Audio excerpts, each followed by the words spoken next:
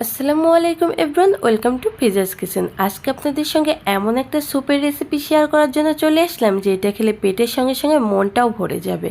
শীত বর্ষা গ্রীষ্ম যে ঋতুর কথাই বলুন না কেন, এর থেকে পারফেক্ট স্যুপ হতেই পারে না। দুর্দান্ত স্বাদের এই স্যুপটা তৈরি করার জন্য প্রথমে চুলাতে একটা প্যান বসিয়ে তেল দিয়ে তেলটা হালকা গরম হয়ে আসলে সেখানে পেঁয়াজ, রসুন এবং আদা কুচিটা দিয়ে হালকা ব্রাউন কালার করে ভেজে নিলাম।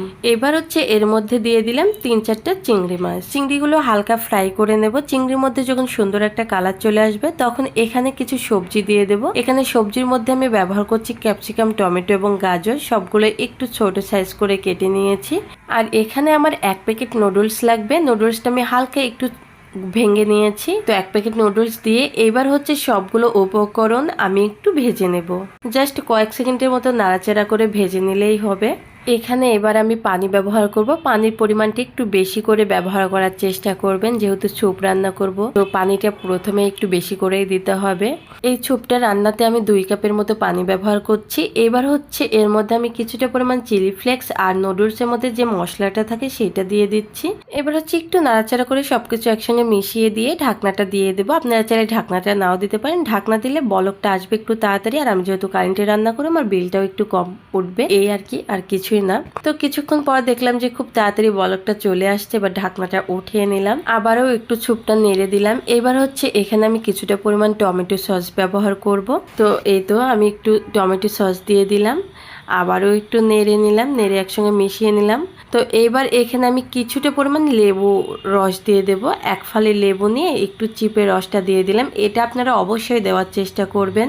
এবং আমি 1 টেবিল চামচ কর্নফ্লাওয়ার পানির মধ্যে গুলিয়ে নিয়েছিলাম, সেটাই দিয়ে দিলাম। এই পর্যায়ে কিন্তু অনবরত নাড়াচাড়া করতে হবে। আর কর্নফ্লাওয়ারটা দেওয়ার সঙ্গে সঙ্গে দেখুন অলরেডি কিন্তু স্যুপটা ঘন হতে শুরু করেছে।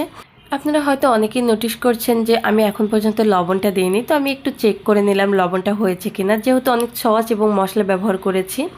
এই পর্যায়ে আমি একটা ডিম দিয়ে দিচ্ছি, একদম মাঝখানে দেওয়ার চেষ্টা করলাম এবং সামান্য একটু লবণ আমি চেক করে দেখলাম যে লাগবে, তো ডিমটার উপর দিয়ে ছিটিয়ে দিলাম।